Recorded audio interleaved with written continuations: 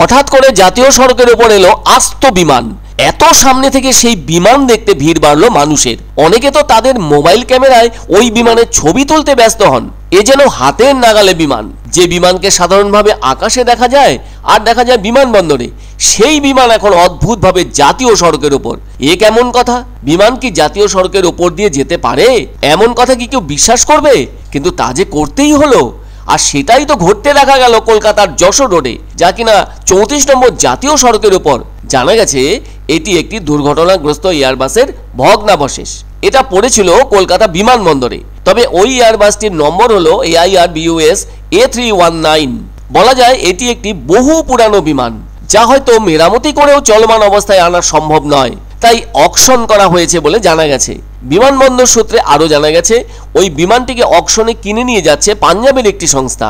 তবে এদিন বিমান দুর্ঘটনা ঘটেছে এমন খবর মুহূর্তে ছড়িয়ে যেতেই প্রচুর মানুষ সেই বিমানটিকে নিজের চোখে দেখতে চলে এসেছেন ওই যশোর রোডের ওপর।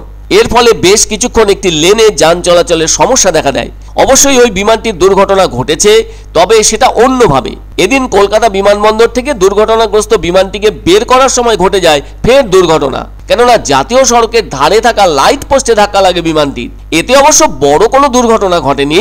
এদিকে এয়ার ইন্ডিয়ার অকেজো হয়ে যাওয়া বিমানকে এভাবে সামনাসামনি চোখে দেখতে যথেষ্ট ভিড়ও লক্ষ্য করা যায়। অনেকে তো বিমানের সাথে সেলফিও তুলতে মজা পেলেন।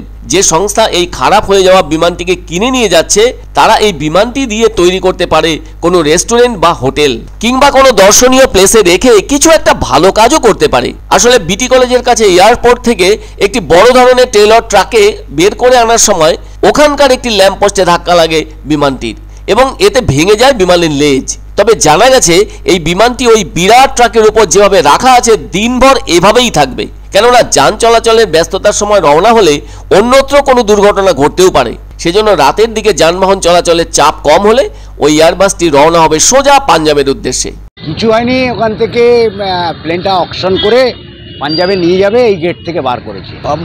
না কোনো ঠিক হবে না, হয় এটা সে খুলে বিক্রি করবে, নচেত এটা মডিফিকেশন করে হোটেল করবে। ডানাগুলো খুলে নিয়েছে, খুলে নিয়ে ওখানে গিয়ে সেটিং করবে, কারণ এগুলো ভাঙেনি, একটা মালও ভাঙেনি। দেখেন এয়ার ইন্ডিয়া, হ্যাঁ, এই কারণে এটা যেহেতু আচমকা এই গেট থেকে বেরিয়েছে, তাই সেই হিসাবে পাবলিক দাঁড়িয়ে যাচ্ছে।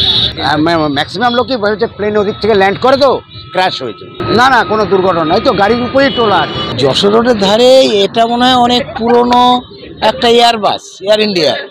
এখন এটাকে যেটা আমরা শুনছি যে এটা অকশন হয়েছে, যে কিনেছে সে তার সুবিধা মতো ট্রাকে করে নিয়ে চলে যাওয়ার চেষ্টা করছে। আমার যেটা মনে হলো যে এই মুহূর্তে যশোর রোড যথেষ্ট ব্যস্ত আছে, যার জন্য এরা রাত্রের দিকে হয়তো এখান থেকে কোম্পানি নিয়ে যাবে।